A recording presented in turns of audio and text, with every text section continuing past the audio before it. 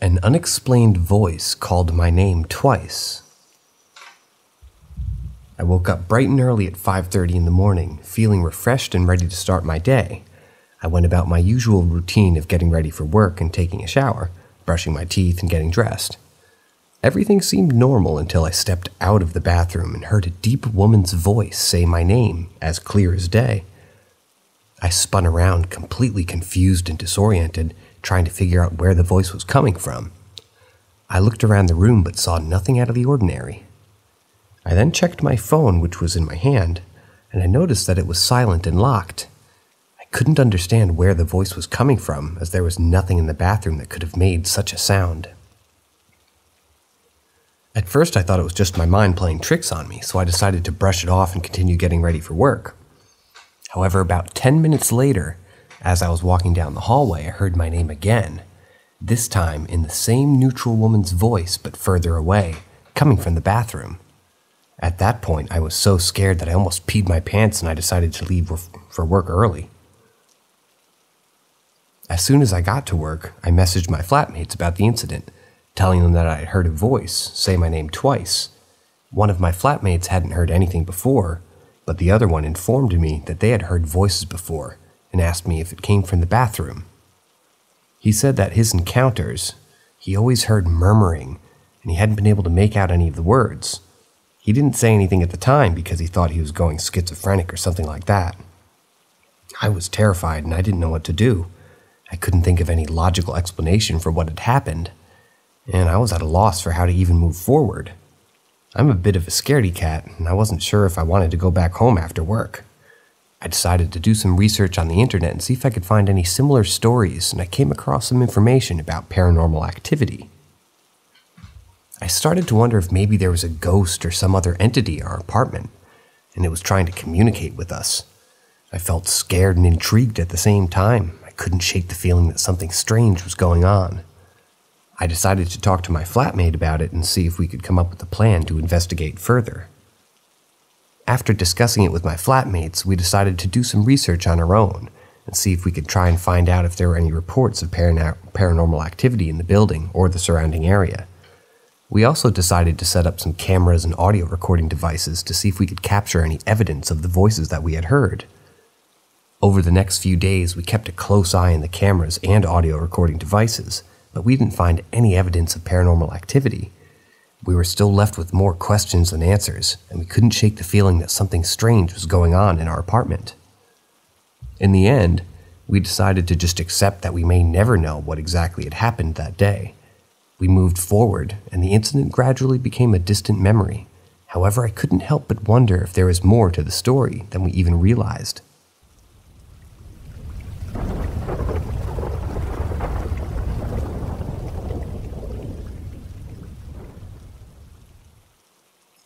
Pretty weird experience I had a couple years ago. When I was a kid, my brother and I were practically inseparable. We did everything together, from playing baseball to soccer and even hockey. We were only a year apart, so it made sense that we played on the same sports teams. It was awesome having a built-in best friend and teammate. One summer day, we went to a camp together, and halfway through the day, we had lunch. After lunch, I couldn't find my brother. I remember walking around with the lifeguard, who was also my babysitter at the time, trying to find him. I was getting worried and I started to ask her if maybe they drowned. Unfortunately, that's exactly what happened. I remember everything about the day in extreme detail, from them pulling him out of the water to the sound of my mom's cries when she found out. It's weird to think that I was only 5 years old at the time, and now I'm 21. The memory is still so vivid in my mind, and it's something that's stuck with me all these years. I always wonder why my brother would be like, how he would be, if he had survived that particular day. Fast forward a few years and I'm 16 years old. My mom, my 4 younger siblings, and I had gone to McDonald's, and when we got home, I was doing what normal teenagers would do, taking pictures and sending them to my friends on Snapchat. I wasn't really paying attention to what I was taking pictures of, but something told me to look closer at one of the photos. As I looked at the picture, I couldn't believe what I was seeing. It was like an exact version of my little brother, but older. He looked tall, even taller than me at 5 years old. He had the same hairline and the same nose. It was like he was there, standing right in front of me, but I knew that couldn't be possible.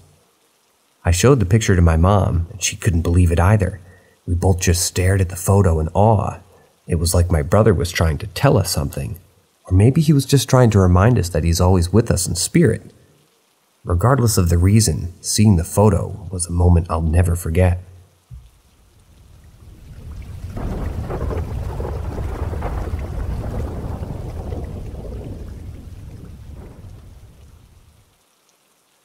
My flat is haunted.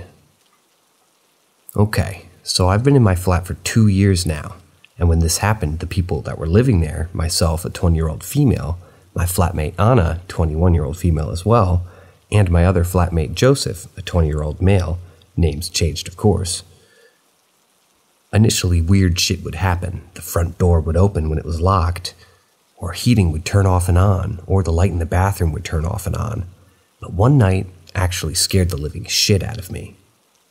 So I was asleep, and then I woke up to a Slender Man-looking figure over me, pressing down on me, and yelling at me to unlock my phone. Weird.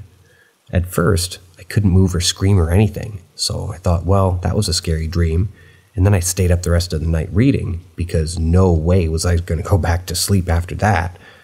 This happened around 3 a.m., and I text my flatmate Anna, "Oh my god, weirdest dream, I have to tell you in the morning." The next morning, Anna came to my room and was like, "Holy fuck, last night something came out of my room at like 3:30ish and I saw this Slender Man thing holding your doorknob and looking like it was waiting to get into your room." I then gasped, as I had not told her what had happened last night with that figure, but it was the same guy. Obviously, we're questioning life at this point. So I wake up Joseph and ask him if anything's weird and if anything happened to him in the flat.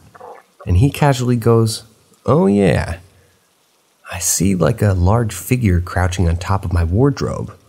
I'm sorry, what? So yeah, my flat is definitely haunted by this Slender Man guy. But we've continued living here for another year now. Joseph moved out and another girl, Ava, moved in. Sometimes the lights still flicker and the door opens, but otherwise no scary shit so far this year.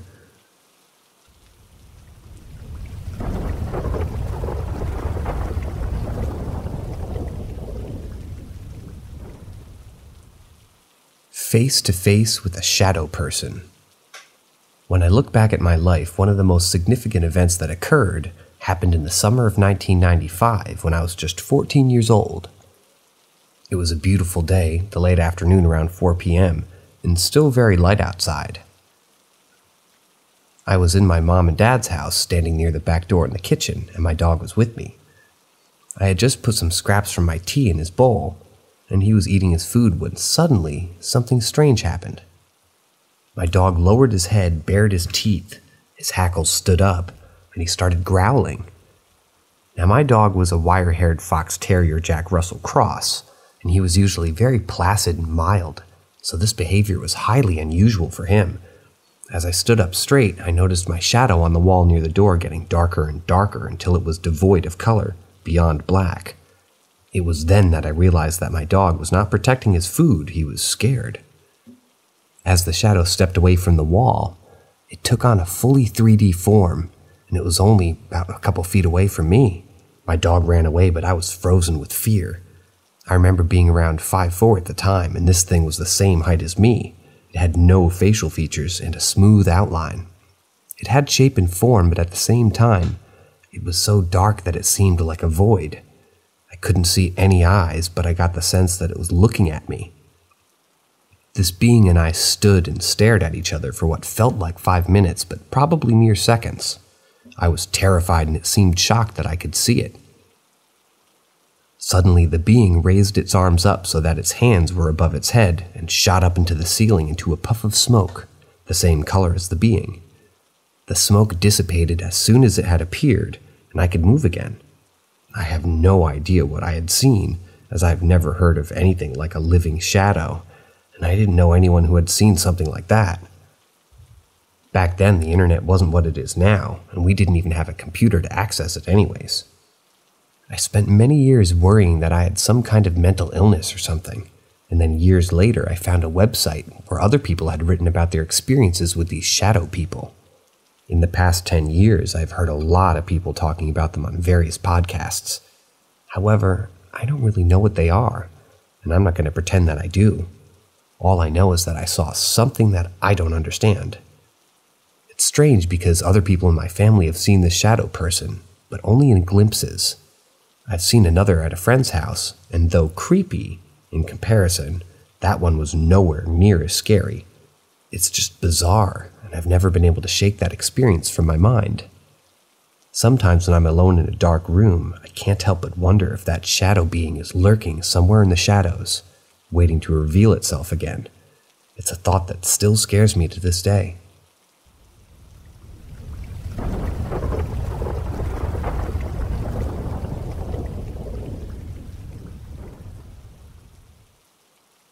Paranormal experience or sleep paralysis?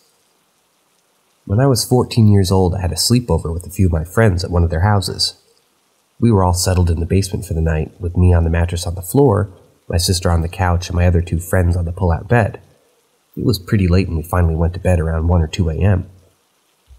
In the middle of the night, I woke up and I saw something in the corner of my eye.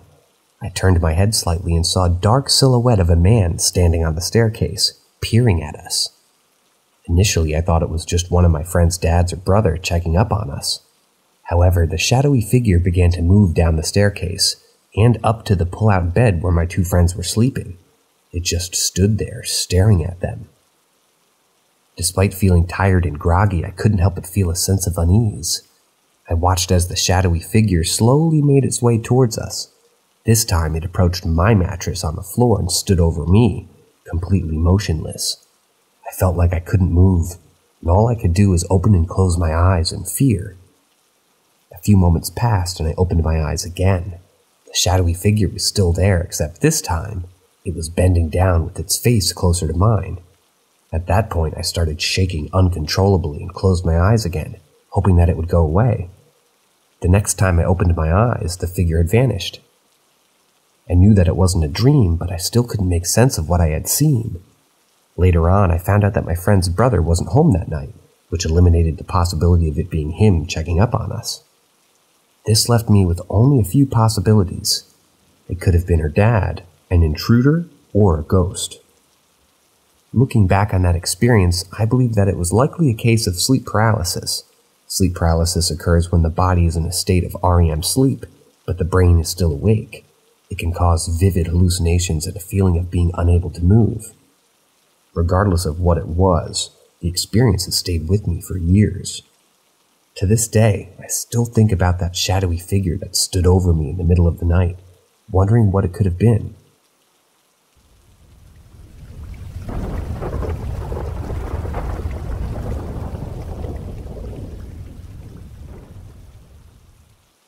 I've thought about this day for years. I can hardly believe this myself, but there was a time when my boyfriend and I were staying at my family's cabin in the woods. It wasn't exactly remote. The other cabins nearby and a popular lake close by as well. We were getting ready to leave around 5 a.m. so I could drive into work when something caught my eye. I slammed on the brakes and there it was, a creature. It's hard to describe, but it was huge, maybe 6 or 7 feet tall, and it walked slowly out in front of my vehicle. It was staring at us, as if it didn't care that we could see it. Its arms dragged along the ground as it's hunched over, and it was so skinny that we could see its ribs. It was completely hairless, and even though my headlights shone on it, I couldn't make out its face. As it crossed in front of us, it disappeared behind a car at another cabin across the little dirt road. The creature just stood there, watching as we drove away. I was in shock and my boyfriend and I were the only ones who had seen it. After that day, I refused to stay there again, but my father didn't believe me until strange things started happening. My dad heard something big running on the roof one night, but when we went outside to look, there was no one there. On another occasion, he heard a loud knock on the bathroom window, which would have been impossible considering it was about 10 feet off of the ground. When he went outside, no one there again.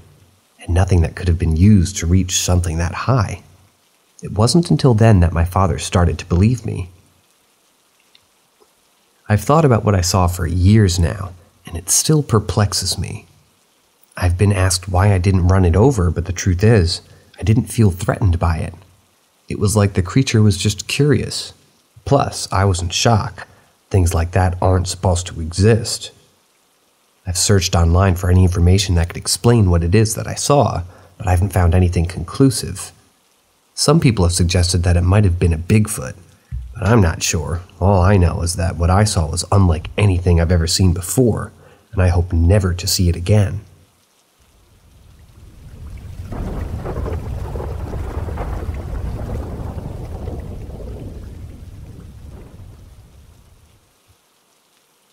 My life is gone. As a lifelong resident of New Mexico, I've never ventured beyond my home state. Growing up, my family consisted of my mother, 2 young brothers, and an infant sister. My father passed away from heart cancer when I was very young, leaving us to live in a severely old, decrepit, and broken down 2-bedroom house. Despite its state, it was our home and we made the best of it. On the night before my 16th birthday, my mom gave me $200 and entrusted me to take care of the house and my younger brothers while she went out with my little sister. She sternly warned me against any drugs or alcohol and instructed me to inspect her home at precisely midnight. With my mom's trust and a few friends, I settled in for a low-key evening of food and movies. After dozing off while watching something delinquent on TV around 11 p.m., I set my alarm to wake up early and hang out with my girlfriend Kayla. However, when I woke up, everything seemed off. My mother wasn't home, which was unusual as she never left the house without telling me. Confused and disoriented, I realized that I wasn't even in my own home. I was in an upper-class white person's house, to put it bluntly. Panic set in as I frantically searched for my brother or sister, anybody. I woke up my friend who was still sleeping on the couch and demanded to know what was going on. He insisted that they were in my house and that I didn't have any siblings.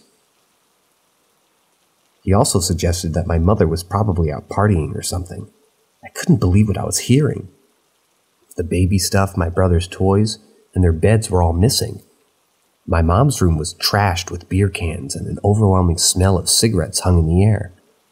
My mom never drank or smoked. I couldn't fathom that she would let us see her in this state. I lost control and spent the next several hours tearing apart the house, searching the neighborhood and practically ripping out my hair in desperation.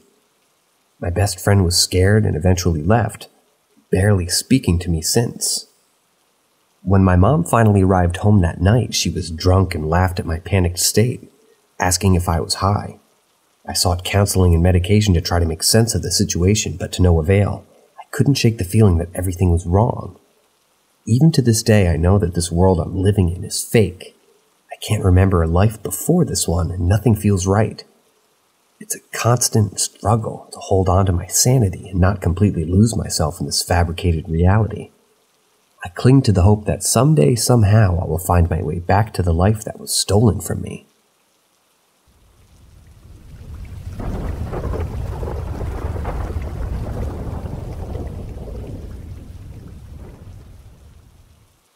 My grandpa. I'd like to share a personal story that I hope will bring a smile to somebody's face.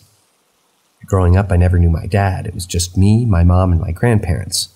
My papa was like a father figure to me, and I was really close to him. Little did I know that he was battling cancer, and he never told us until he had only about a month left to live. I didn't see the signs, and he hid it so well that it was just too late by the time that we found out. I was only 8 years old at the time, and things were really tough. I became paranoid and I started sleeping with hammers and screwdrivers underneath my pillow, thinking that it was my responsibility to protect everyone. I felt like I had to be the man of the house and take care of everything. About 2 weeks after my papa's funeral, something incredible happened. He spoke to me. I know it sounds crazy, but I swear it's true. I woke up at around 2 in the morning and said that everything would be okay. He promised that he wouldn't let anything happen to us, and that he would always be watching over us. That night, I finally felt peace at night. It was like a weight had been lifted off of my shoulders. I knew that everything would be okay. Even though my papa wasn't physically with us anymore, I knew that he was still watching over us and protecting us from harm. As I got older, I realized that my papa had given me a precious gift that night. He had given me the gift of faith and hope, and I knew that I could always count on him to be there for me, even when he wasn't physically present. To this day, I still feel his presence in my life, and I know that he's always looking out for me. How about you guys?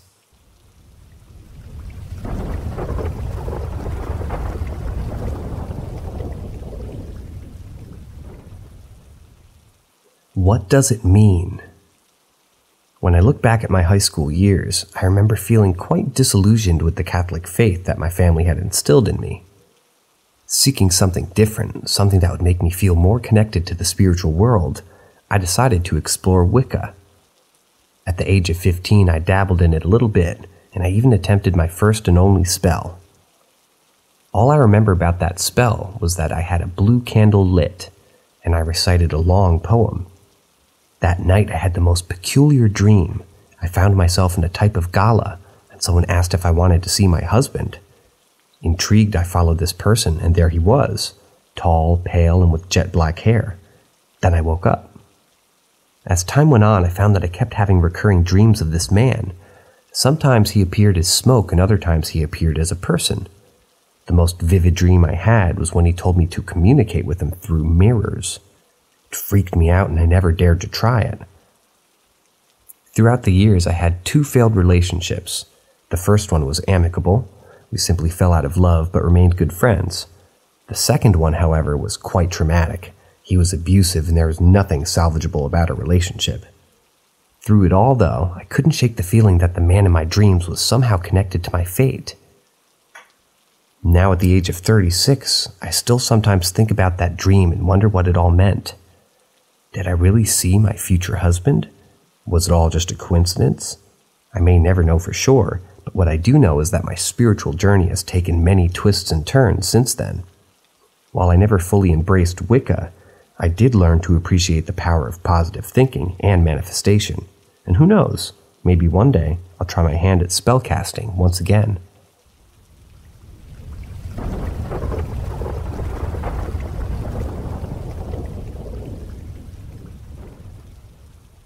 Tales of the Cell Nuys Rathaus.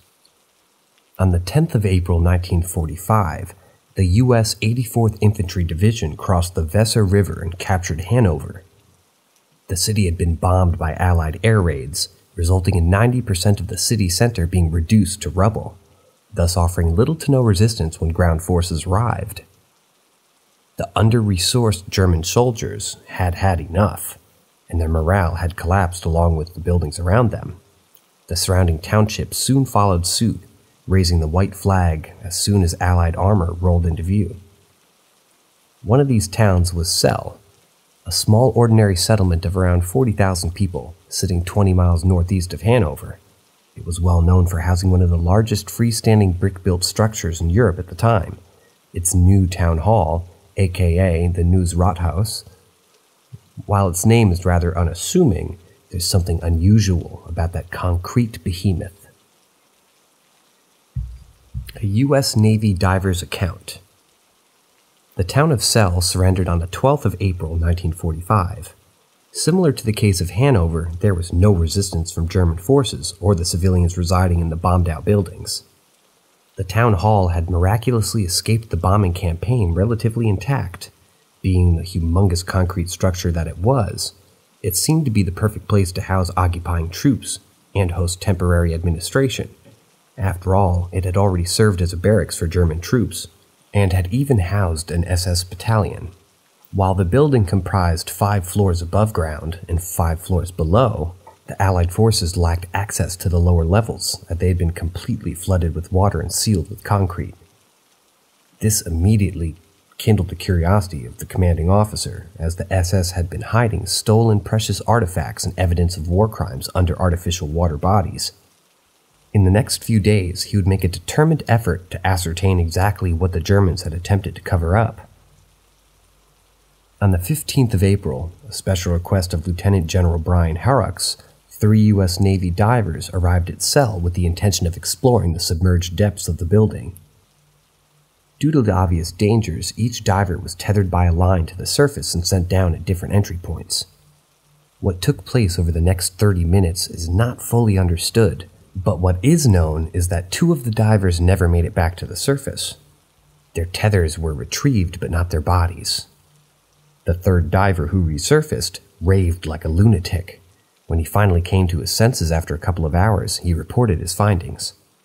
The floors and walls of the lower levels were allegedly painted in black, with strange runic symbols and pentagrams etched upon them. With operation theaters and patient beds, the rooms held a resemblance to hospital facilities. On the 3rd level down, the diver had seen mutilated corpses strapped into chairs. Some had their abdomens ripped open wide, or all of their limbs removed, while others had goats' heads attached to their bodies in place of their own. While his descriptions were terrifying enough, he spoke in whispered tones about how he had seen them all moving, as if they were still alive. This sight caused him to panic and swim back to the surface before a dark, cloudy mass chased him through the water. As expected, the diver was never the same again and was soon discharged from the Navy. The commanding officer was reluctant to investigate further as he didn't wish to put any more lives at risk. But as Sell was in the British zone of occupation, time was running out. With the help of his crew, he tried pumping out the water, but the SS had flooded the building by breaking one of the walls, evidently allowing groundwater to seep through.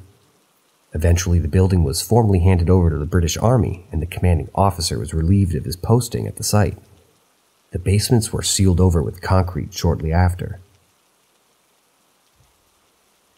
Tales of the paranormal. During the Cold War, Sell became a significant military town, staging a notable contingent of NATO forces. The small town was converted into a permanent barrack and housed regiments from the British and German militaries. The stories regarded the flooded levels and the fate of the U.S. Navy divers arriving during this period. While many believed them to be nothing more than urban legends, no one could get away from the fact that the access to the basement floors was indeed restricted. Most stairwells leading down to the lower levels had been hastily filled with concrete, and the tops of handrails can be seen protruding from the floor. A young recruit by the name of Martin Fox woke up one night to find the ceiling of his bedroom inches from his face. Initially, he assumed it was a prank played by his roommates, but when he realized his bed was floating several feet above the floor, he screamed his lungs out before he and the bed came crashing down. A soldier named Stephen Daly reported that his first night in the building as a new recruit, he saw silhouettes of people walking back and forth outside his windows. Assuming them to be the soldiers on patrol, he didn't pay much attention to it, but the next morning he realized his window is actually 7 feet above the ground on the outside of the building. Stephen was stationed for 4 years in Cell, and he reported experiencing all kinds of strange occurrences. There were instances of people hearing German whispers in locked and empty rooms. A sergeant major was utterly stupefied in the early hours of one morning when he witnessed a column of German panzer tanks move near him in complete and utter silence. To add to the strangeness, soldiers reported having their rooms vandalized even though they had been locked and secured in the intervening times, and no one else had even been there. Dark, shadowy figures stand at the edge of the bed, and the hallways had become a normal thing. Furthermore, there had been an unusually high rate of suicide amongst the men stationed at the town hall. There were certain rooms on the upper levels which were said to have pentagrams etched onto the floors and walls. Recruits who spent a night in these rooms ended up taking their own lives. After undergoing psychological evaluations, a considerable number of soldiers were also discharged on medical grounds. Many of them had become deeply depressed during their tenure in the station. It's no secret that the Nazi regime had a notable interest in the occult. It is believed that the Third Reich was looking to channel untold powers in order to tip the war in their favor. Rumors suggest that the Spear of Destiny was stolen from a museum in Vienna to aid in the summoning of dark forces that the German naval commanders employed, and they used a dowsing of it in an attempt to locate British submarines and merchant vessels. Adolf Hitler himself was no stranger to paranormal experiences, recording such instances in his private journals many times. The study of witchcraft was high on the agenda for the German elite, and the Cell News Rathaus was said to be one of the many sites across the country where the SS carried out such research. There were tales about how the SS was summoning dark and sinister forces in the rooms situated on the lower levels of the building. Jewish prisoners were allegedly being horribly mutilated in order for their bodies to become more accepting of demonic possession. Reportedly, the building itself has cult symbolism running all the way through it. Many believe the townhouse served as a gateway, which amplified the effects of such practices. An anonymous German, whose father had been stationed there during the war for years, had a bizarre story to tell. He recalled how his father had told him that the SS had been attempting to bring soldiers back from the dead, allowing demonic entities to possess the deceased and use their bodies as vessels. His father went on to describe how in attempts at doing this had been successful, but that these reanimated corpses apparently had no sense of honor or loyalty, and the research in the area was abruptly halted. There was no doubt that the townhouse does have floors below ground, which are inaccessible and have been covered up with concrete. But if the tales of submergence are to be believed, how practical would it have been to fill in the equivalent volume of a football stadium with water? After all, burning the building would have been far quicker and easier method of destroying every evidence, or anything that was going on there. But if the SS were the only one trying to quarantine their creations and not trying to hide evidence, then their choice seems to be plausible. But the likelihood of unfolding the exact reasoning is non-existent. The sheer amount of paranormal activity that soldiers experienced whilst on the base is far too much to dismiss. This likely supports the idea that something sinister was going on in this maze of dark halls and rooms of its lower levels at some point during its history. But whether it had connections to the occult or otherwise is up for debate. That being said, there seems to be possibly a logical explanation for the events at Cell News Rathaus. The 2 lost U.S. Navy divers could have been trapped in the confines of claustrophobic sections of the building's lower levels before succumbing to exhaustion. The 3rd diver could have been a victim of nitrogen narcosis, a condition which is commonly caused by inhaling compressed nitrogen gas. The condition is known to cause hallucinations in scuba divers. When the paranormal phenomenon reported in the building are taken into consideration, it can be attributed to the township's dark history. Cell had been a scene of unwavering tragedy, where thousands of innocent people lost their lives in a barbaric manner. Bergen, a suburban district of Cell, played host to the infamous Beslan concentration camps.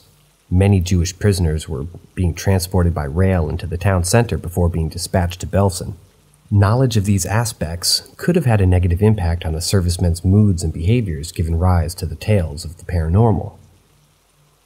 Militant forces vacated the premises entirely in 2012, and the building was repurposed as originally intended. Sections of it were converted into a hotel, which has seen positive reviews from visitors on travel websites.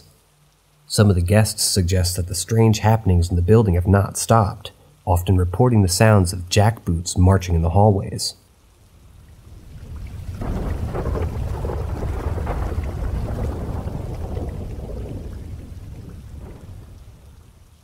The haunting of a German submarine, the UB-65. After the outbreak of the First World War, warfare remained a somewhat gentlemanly and traditional affair for the Allied nations, where combatants lined up to expose their might before engaging in organized and decisive encounters. However, the Central Powers utilized superior technology and rapidly evolving battlefield tactics to eliminate their enemies in the quickest way possible. It did not take a long time for the Great Britain and her compatriots to encounter the effects of their short-sightedness. As poison gas flowed over European battlefields and firebombs rained over London, and Allied generals hysterically demanded new ideas and innovations to combat the German weapons, Britain had entered the war with the world's mightiest navy, unrivaled in terms of numbers and pedigree, and thus the effects were more evident on the high seas. Britain's admirals believed that bigger was better, constructing gigantic steel colossuses equipped with impregnable firepower, but her ships were aging and becoming superannuated, an aspect of the Imperial German Navy were keenly aware of. They knew the Royal Navy was insurmountable in open combat, so instead leaned towards the undersea boat, a new form of naval technology back then. However, the 24 operational undersea boats they possessed during the commencement of the conflict were dwarfed by the 80 submarines of the Royal Navy. Despite the commendable advantage, the British admirals viewed the submarines as a cowardly and underhanded weapon. They constructed them out of a feeling of necessity and had little idea of how to best operate them. Thus, what followed was a series of tragically failed attempts to add the submarines as a component of the main fleet. On the 22nd of December, 1914, the 7th Cruiser Squadron, commanded by Rear Admiral Arthur Christian, was confronted by the German submarine U-9 in the North Sea. Within the next couple of hours, 3 British cruisers had sunk into the depths, taking 1,450 sailors with them. The following spring, RMS Lusitania was sunk by a U-20 near the Irish coast, claiming 1,198 lives. Over the next 6 months, tons of shipping would be decimated by undersea boat activity, leaving the Royal Navy seemingly powerless to retaliate. At its peak, the undersea boat fleet consisted of 142 operational submarines, and their commanders were viewed as the aces of the German armed forces. In the early days of August 1917, UB-65 became a member of the fleet. Background. Designed to operate in close proximity to coastlines, UB-65 had the ability to hold up to 10 torpedoes. But even before her hull had touched the water, she had gained a terrifying reputation as one of the unluckiest vessels to ever be released into the sea. Like most other vessels in the fleet, UB-65 was built in the Vulcan shipyards in Hamburg. But unlike the others, her time was plagued by unusually high numbers of accidents. While the U-boat's keel was in the process of being laid, a couple of dock workers were mashed by a failing girder. While one of them succumbed immediately, the other remained trapped under a huge metal mass for a little over 2 hours. His agonizing screams echoed around the shipyard before the unfortunate man eventually met his painful demise. A few months later, after the boat was scheduled for its first test, another tragic incident followed. 3 engineers were missing at the end of the working hours of the day. They were later found lying dead in the motor room, having been suffocated by diesel fumes leaking from a fault in the engine. Even after the submarine eventually left the dry dock, things did not seem to change. On her first test run, a squall suddenly raised out of nowhere before washing one of the sailors overboard, never to be seen again. Apart from these tragic deaths, the submarine was also plagued with technical difficulties. During another test run, one of the ballast tanks malfunctioned, thus causing the undersea boat to crash down into the seabed. After 12 hours of desperate attempts, the crew were finally able to resurface the vessel. On a further sea trial, a gas leak killed 2 more crewmen. These events formed a general opinion of the boat being cursed. After the new submarine was commissioned on the 18th of August, 1917, a crew of submariners led by Martin Schell was assigned to the UB-65. As the young commander restlessly drilled and trained his crew, he remained confident that the thrill of stalking the enemy would focus their minds, but the events that followed would prove otherwise.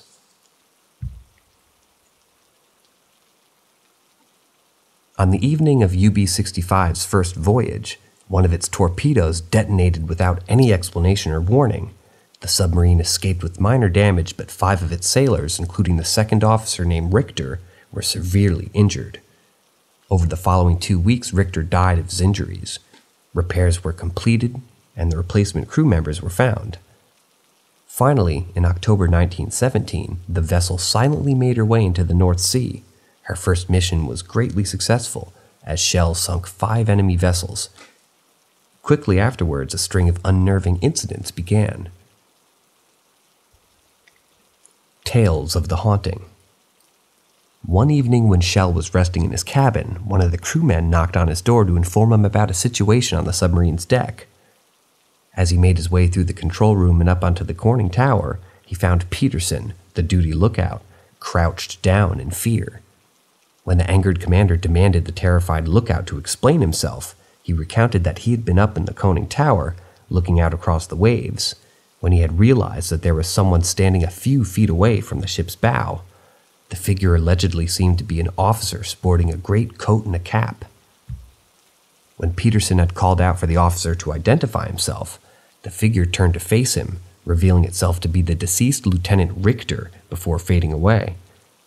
The commander accused Peterson of everything from drunkenness to cowardice, before giving him a stern warning. The news of the incident immediately traveled through the vessel, and as Schell walked back to his cabin, he could feel his men regarding him nervously. Several days later, terrified screams emanating from the control room broke the morning's serenity. The vessel had been on the surface for most of the previous evening, venting and recharging her batteries, as the morning lookout had clambered up into the conning tower to do a final sweep before it submerged. He had felt a tap on his shoulder. The sailor found Richter standing behind him, and his face had an eerie smile etched upon it. Falling from the ladder and into the control room, the sailor had managed to break his leg. As the other crewmen hastily gathered to help him, two of them swore that they had seen Richter staring emotionlessly at them from the conning tower before disappearing into thin air. Schell again threatened to take disciplinary action against the men involved, but the incident had him feeling apprehensive. The hauntings continued for the submarine's second mission, increasing both in intensity and count. One evening, a couple of engineers were working on a piece of machinery when they noticed a figure resembling Richter survey the control panel behind them. When they had called out for it, it walked straight through a nearby bulkhead. No enemy ships were sunk during this patrol, and the captain suspected that the fear in the heart of his crewmen made them incapable of performing their duties. Schell had been keeping the issue from his commanders, but now he considered requesting a new crew to save his reputation. As the submarine headed back for its home base at Wilhelmshaven, another tragedy occurred. A torpedo man working on the bow compartment witnessed Richter walk past before disappearing into the steel hull. The terrified sailor squealed in fear and fought his way through the vessel, leaving behind chaos. He hastily ascended the conning tower ladder, and before he could be detained, he had hurled himself into the water of the ocean.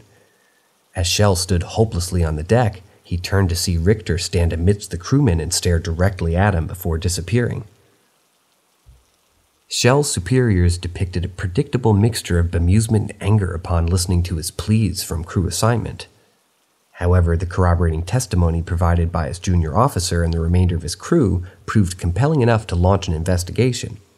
In order to stop the affair before its story spread to other ships at the base, a Lutheran pastor was asked to exorcise the vessel, and a majority of the crew were stealthily replaced. The next two patrols passed without any incidents, but on the evening of the 10th of July, 1918, the haunting of the submarine would come to a quick and violent conclusion. A tragic ending. An American submarine had been hurrying to assist a Portuguese freighter that had been torpedoed near Padstow, when her crew had observed the UB-65 sitting motionless on the surface of the sea.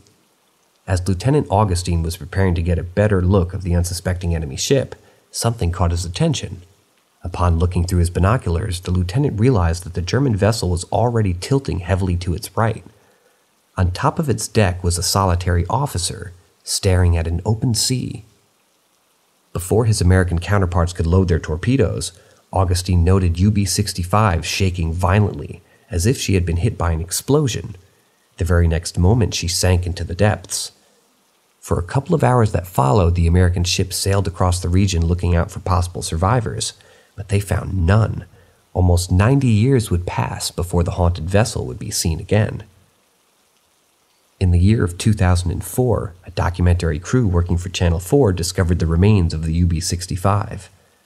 The wreck was inspired by Dr. Enos McCarthy, a renowned nautical historian, and he could find no indications of enemy action. The ship's aft hatches were open, suggesting that at least some of her members had tried to escape the sinking vessel. So did the spirit of the submarine's deceased second officer play a role in her exploration? Her first crew members certainly believed so. Strangely, this isn't the only bewildering incident that occurred to a U-boat on the German fleet.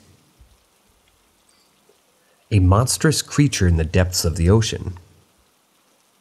In the year of 1915, after torpedoing the British steamer Iberian, George von Forstner commanded the U-28, and his crewmen gleefully watched their enemy vessel sink under the waves.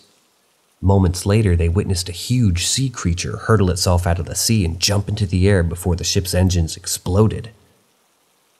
On the 30th of April, 1918, 2 months before the loss of the UB-65, HMS Coreopsis encountered the UB-85 at the coast of Belfast.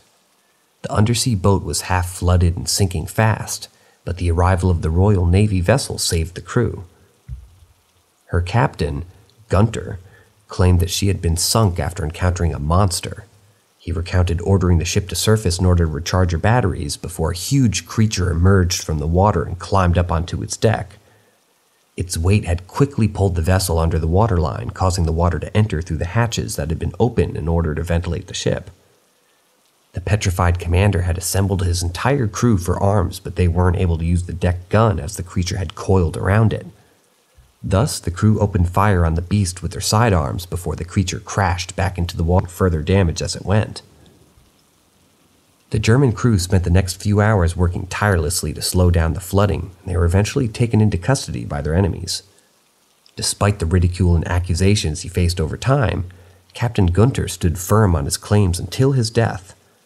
In the year of 2016, the remains of the submarine were discovered by a telecommunication company in the Irish Sea, but the cause of the sinking couldn't be determined. A skeptical point of view.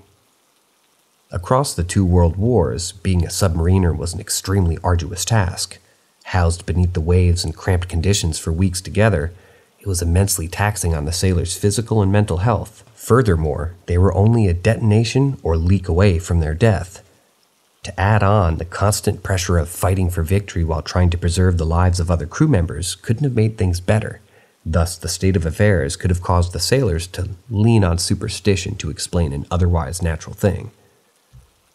Although plausible, the speculation is far from conclusive due to the fact that the man that they knew, by leaning toward a paranormal explanation, they would open themselves up to ridicule and punishment. These are happenings that were witnessed and verified not just by individual members, but entire crews. Moreover, it can be argued that the soldiers who made these reports had nothing to gain from fabricating them except ridicule and abuse. Examination of their remains seemed to rule out the involvement of actions of their enemies. The sea remains a vast and inadequately explored zone, which almost certainly is filled with unrevealed secrets. Ships continue to disappear under mysterious circumstances, even with the huge advancements in safety and communication. Unfortunately, we'll never really know if the UB-65 was haunted, nor know if the man witnessed by the American captain was the deceased German lieutenant. However, the one thing we know for certain is that whatever answers may exist about the fate of the vessel had been buried in an unbreakable coffin whose location would never be found.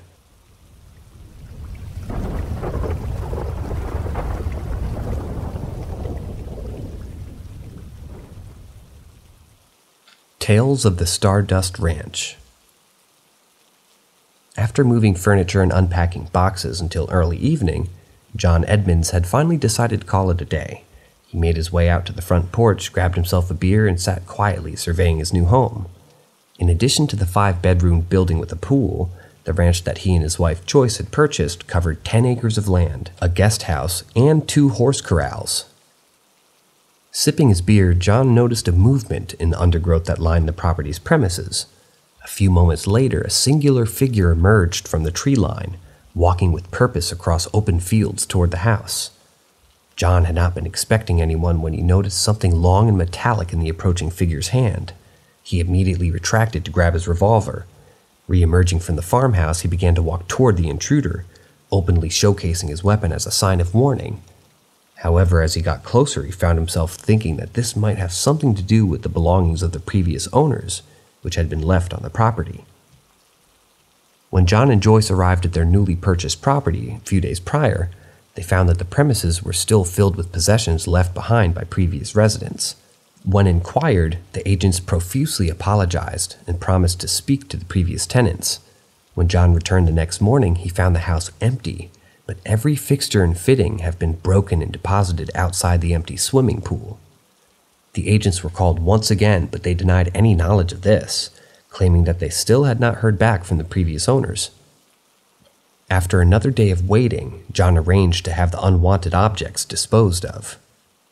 As John pulled up a few feet short of the striding man, an uneasy silence hung in the air. The stranger was dressed like an army veteran, had unkempt hair, and bore a distinctly frightening expression. The rusted manchette in his hand held John's attention. It was causing him to keep his hand firmly on his gun. The man claimed to have worked for a previous owner, and John explained that the property had not changed hands. When John asked the man why he was carrying the rusted blade, he replied that it was for hunting monsters, a service which he had been paid to do. Throwing out a mockery burst of laughter, John told the man his help was no longer needed, as he had seen any monsters around. The man threw his weapon to the ground and began to walk away, shouting that John would repent for his behavior before fading back into the trees. Unbeknownst to John, the Stardust Ranch's new owner, the strange man, was not lying. Inexplicable vandalism. The initial days of the rural property went as planned for the couple. They started receiving a steady supply of sick and neglected horses, and they had everything they needed to reach, as Phoenix was only about a half an hour drive away. The first sign that indicated that the agents haven't been transparent about the history of the property came when John tried to get his faulty telephone line repaired. Despite booking 3 different appointments, employees of the phone company failed to turn up at the property. After a formal complaint was eventually registered, an engineer reluctantly made a short appearance, hastily repairing the problematic line. When John demanded to know the reason behind the rush, the worker hurriedly explained that the ranch was cursed, causing the people of the local community to avoid it at all costs. Several days after this eerie conversation, John understood that not everybody was choosing to avoid his property. On his morning rounds, he noticed that someone had been tampering with fencing around the horse corrals. The metal posts had been pulled out of the ground at several points, and they had been bent and twisted in some cases. The incidents continued, and the damage only got progressively worse. John started hearing strange humming sounds at night, whose source he couldn't really find. But one day he found one of the horses dead, choked to death by a heavy iron post which had somehow been twisted and wrapped around its neck. As John wondered what could have bent the thick metal bar, Joyce broke down and told him that she constantly felt the presence of people in the farmhouse. She claimed to have caught sight of a shadowy figure which had followed her from room to room. The figure had appeared in Joyce's periphery, and it seemed to be disappearing whenever she tried to focus on it. While John was consoling her, citing the vandalism on the property, he was deeply concerned by the strange death of the horse, causing him to place weapons at strategic points around the house, apparently offering him a sense of easy reach. A period of calm followed before the circumstances took a terrifying twist. Shadowy figures. John was awake in bed one night, unable to settle due to Joyce's disturbing snores. While he lay staring at the wall in front of him, the shadows on it suddenly seemed to swell and contort, materializing a dark figure. The frozen, helpless man watched as the silhouette slowly made their way over to his wife's side of the bed. As the leading figure reached out towards Joyce, John suddenly felt his fear turn into rage, reaching down for the aluminum baseball bat beside his bed after letting out a roar of anger. He moved across the room in seconds, lashing out at the dark shapes that were now leaning over his sleeping wife. He let out a wild swing, hitting the nearest one with the metal bat before a high-pitched shriek emanated out of nowhere, causing the figures to disappear. The police were immediately called, but found no evidence to ascertain John's claims. From this point onwards, hostile interactions with the shadowy figures started occurring on a weekly basis. While he struggled to watch over his wife by staying awake during the evenings, John began hearing deep humming sounds off in the distance. When he looked out of his window, he would often observe what appeared to be bright portals appearing in the middle of the night sky, illuminating the darkness. He further witnessed mysterious objects disappearing into the portals, which would then close behind them without leaving any traces. The nighttime intrusions of the shadowy figures continued. They often moved around in groups of 3, and they had the ability to pass through walls and locked doors. John described them as being 4 feet tall, and they were deathly cold to the touch. One evening, John saw the family's Rottweiler pursue a group of these creatures across the grounds outside the house. It was able to attack one of them, which immediately disappeared into thin air before the poor animal choked to death. John would go on to lose 2 more dogs under similar circumstances, but these weren't the only animals to suffer, as some of the horses would also be found mutilated. Final days at the property. Despite his best efforts, John couldn't stay awake all the time and often collapsed due to exhaustion. One evening he had accidentally dozed off before he suddenly jolted awake again with a feeling of pure dread. Joyce, who was fast asleep in front of him, was being lifted by a thin beam of bright light which was being projected from outside. Realizing that his wife was floating toward the open window, he immediately got hold of his rifle before firing continuous shots at the apparent source of light until it disappeared. After this incident, John started handcuffing Joyce to the bed, but despite his best attempts, both he and his wife began experiencing periods of memory lapses. When they awoke, they would find inexplicable injuries on their bodies resembling deep cuts which had healed over a lengthy period. Eventually, John contacted the local media, hoping that someone could help rid him of the shadowy attackers. He participated in radio and television interviews and allowed research groups to visit the property, but the problems caused by the shadowy intruders persisted. Finally, after 20 years of desperately fighting back, John was forced to give in, and he and his wife sold the Stardust Ranch in 2016 and moved away. Other witnesses. John and Joyce are not the only people to have experienced strange happenings on the property. During the 70s, the ranch played home to Gina Irons and her family. When John went public, she came forward to speak to the media about her past experiences. She described encountering ghostly figures which invaded their home, with her and her younger brother feeling temperatures instantly drop whenever the figures passing across. A research team reported encountering a thin humanoid figure that allegedly darted past them and disappeared into the undergrowth. When investigators searched the area, they discovered a stone with a mysterious star-shaped carving into it. In 2013, John was put into contact with William, a biologist, by a mutual friend. After an initial conversation, John was able to send him samples of tissues and fluids that had been left behind by his intruders. A few days later, William contacted him before informing him that the DNA found in the tissue was unearthly. Furthermore, the biologist had allegedly claimed that the fluid given by John had a high concentration of a substance resembling chlorophyll, and it was similar to the samples collected at the scene of cattle mutilations. He showcased his intentions of disclosing the findings to the public before hanging the call. When John tried to regain contact with William several weeks later, he was informed that the biologist had died. His laboratory had mysteriously caught fire, and his wife had also died a few days later.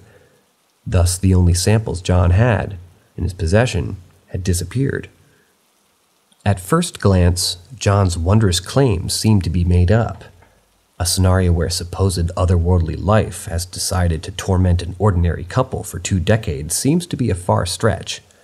The inability to capture their intruders on film during their stay at the property further questions the credibility of the story. John claimed to kill at least 18 of these creatures, but never presented any of the remains. He explained that they disappeared immediately after their death, making the skeptic in oneself scream hoax. The corroboration outside witnesses adds some weightage to John's claims. Moreover, there seems to be a level of honesty in his retelling of the account. While he's been constantly charged with exaggeration, he stood firm on his stand. People who have interviewed him state that he is sober and a convincing man who told his stories in a grounded and logical manner. Keeping that in mind, it's hard not to consider the fact that John wished to sell the property for $1 million. However, after the media frenzy, the place sold for about 4 or 5 times its price. So, was the entire tale a perfectly constructed ploy to inflate the resale value of his property? Or were the inexplicable activities so pronounced in the property that it made its new owner pay the hefty sum for its supernatural nature? I leave the answer to your judgment.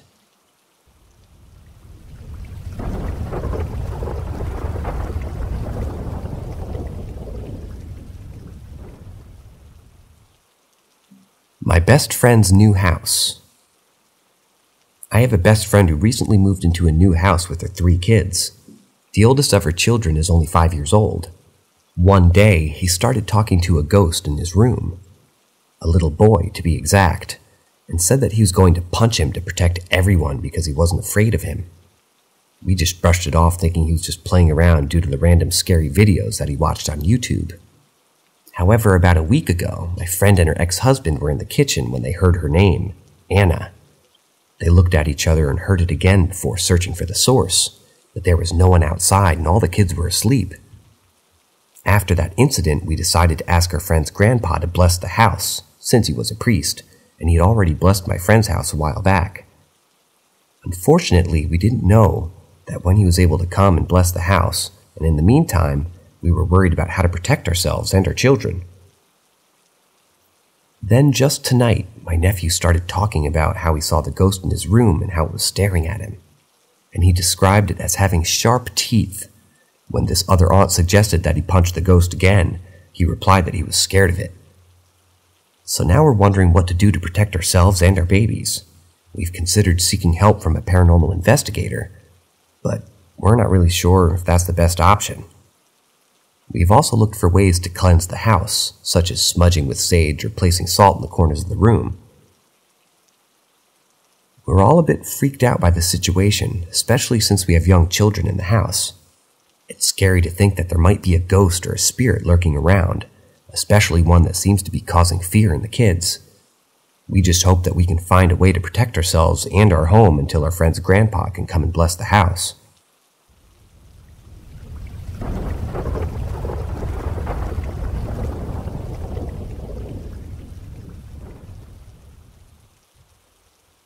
Weird stuff that happened to me.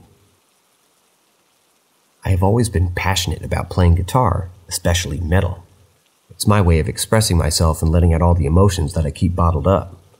One day I was practicing a Slipknot song called Disaster Piece. It's one of my favorites, and I was really getting into it. Just before the first drop, I felt sudden pressure on my shoulder, the one where my guitar strap wasn't. It was like a hand was placed on my shoulder, but there was no one in the room with me. I turned around quickly to see who it was, but there was no one there. All I saw was a glimpse of an arm in white clothing disappearing into thin air. It was fucking creepy, but at the same time, I felt a strange sense of peace. It was like someone was trying to connect with me through the music. I couldn't explain it, but I felt like the presence was trying to tell me something. Then today, the same thing happened again. I was playing Fight Fire with Fire by Metallica, another one of my favorites, and just before the first solo, I felt the same pressure on my shoulder again. This time, I didn't turn around immediately. Instead, I closed my eyes and I tried to focus on the music. I could feel the presence behind me, and I knew that it was the same one that visited me before. Both bands, Slipknot and Metallica, have members who have passed away. I couldn't help but wonder if it was one of them trying to communicate with me. It was a surreal experience and it made me a little uneasy at first, but then I realized that it was something special. I felt like I was being watched over and guided by someone who understood my love for the music. I don't know if it'll happen again, but I'm not afraid of it anymore. In fact, I welcome it. Playing guitar has always been a personal and spiritual experience for me, and now it's even more so. I feel like the music is a bridge that connects me to something beyond this world, and I'm grateful for it.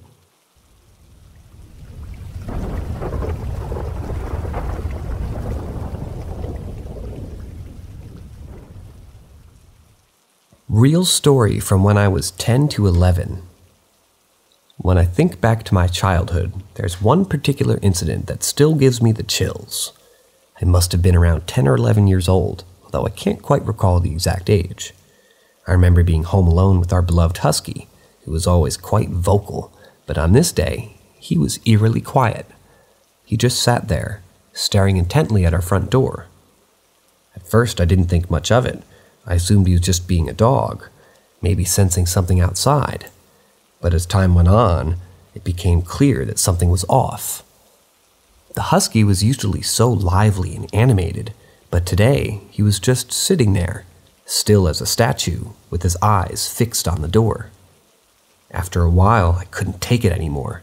I stood up from where I was sitting and I walked over to the door, feeling a sense of unease that I couldn't quite explain while doing that. I peered through the glass, and that's when I saw her, a girl who looked almost exactly like me, but with long hair and green eyes.